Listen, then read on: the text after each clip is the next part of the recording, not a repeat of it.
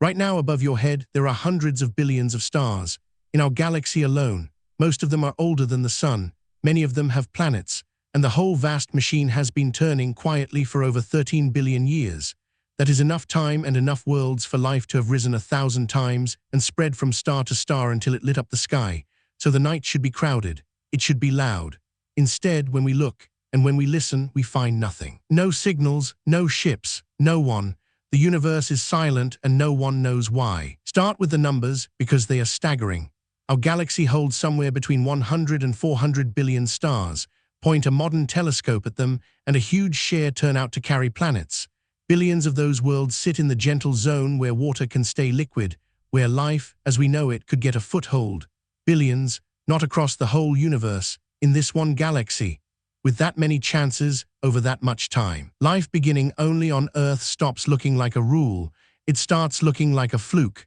Statistically, we should have company, so where is it? Here is what makes the silence truly strange. You might assume the galaxy is simply too big to cross. It isn't. Picture one civilization that never even breaks the speed of light. It sends out slow ships. Those ships build more ships, which send out more. Model that spread, and the estimate is startling. Even at that crawling pace, a single determined species could wash across the entire galaxy in a few million years. That sounds like forever. But set it against a galaxy 13 billion years old, and a few million years is nothing. It is the last second of a very long day. A head start of even a geological eye blink, and they should already be here. And yet, the sky is empty. In 1950, one of the sharpest physicists of the century said it in 4 blunt words. Over lunch, Enrico Fermi listened to his colleagues argue for a galaxy full of aliens. Then he asked simply, "Where is everybody?" It became a paradox that still has no agreed answer. The math says the galaxy should be teeming. Our eyes and our radio dishes say it is a graveyard. We even have a name for that emptiness now, the Great Silence. For over 70 years, we have aimed our instruments at the stars and waited. And the stars have said nothing back. In the 1990s, an economist named Hanson offered a chilling way to look at it. Picture the full journey from lifeless chemistry to a civilization that spreads between the stars. It isn't one leap. It is a long staircase. Dead molecules have to become living cells. Simple cells have to become complex ones.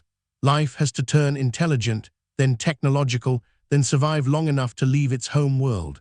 And Hanson saw something hiding in that staircase. For the galaxy to be this silent, at least one of those steps must be almost impossible to climb. A wall so high that virtually nothing gets over it. He called it the Great Filter. And that single idea forks into maybe the most important question we will ever ask. If the Great Filter is real, it sits somewhere on that staircase. We just don't know which step, which leaves only 2 possibilities. Either the filter is behind us, a step we have already survived was the near impossible one. That would make us astonishingly, almost impossibly rare. Or the filter is ahead of us, still waiting, on a step we haven't reached yet. One of those answers means we are safe. The other means we are running out of time.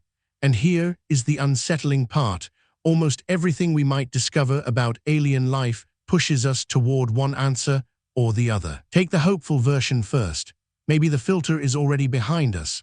Look back down that staircase, and a few of the steps look almost miraculous. The origin of life itself, dead chemistry first learning to copy itself, may be staggeringly unlikely. And the jump from simple cells to complex ones took Earth billions of years, and as far as we can tell, happened exactly once. If a step like that was the great, near-impossible wall, then Earth didn't win a common lottery. It won an almost impossible one. That is a lonely thought. It would mean the galaxy is quiet, because getting even this far, at all, is a miracle.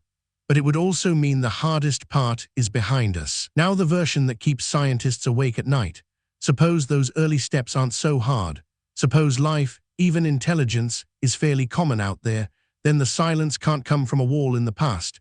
It has to come from a wall in the future. Some step that civilizations keep reaching and keep failing to pass.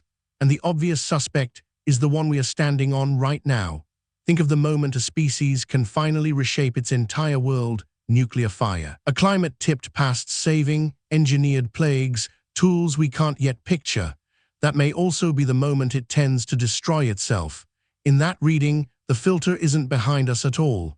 it is directly ahead, which leads to one of the strangest conclusions in all of science.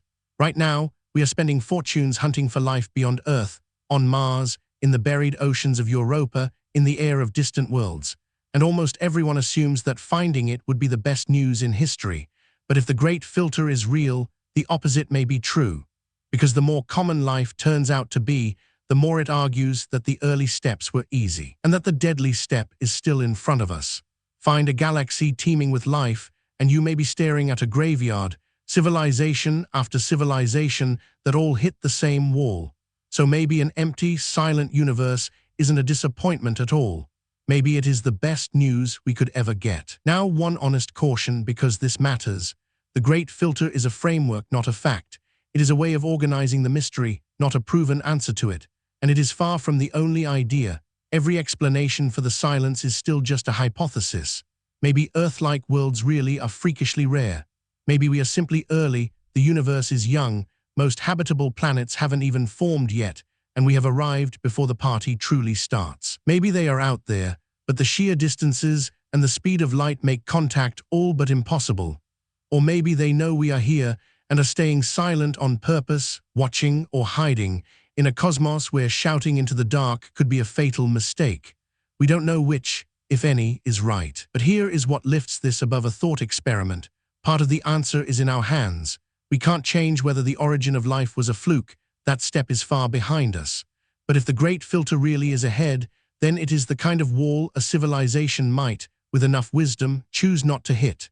Every year we survive our own technology, every weapon we don't fire, is a small argument that the wall can be beaten. The silence overhead might be a warning about how the story usually ends, or it might be a blank page, waiting for someone to finally write it a different way. So here is where we honestly stand.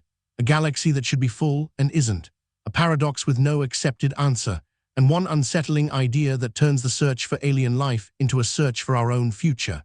Maybe we are the rare fluke that made it through, alone in a quiet galaxy. Or maybe that silence is the sound of everyone who came before us, failing the very test we are about to face. We don't know which. But every day the sky stays silent. The question only grows louder, so I'll hand it to you. The great filter, that one barrier almost nothing survives. Do you think it is behind us or still ahead of us? Tell me why in the comments, and I'll see you in the deep field.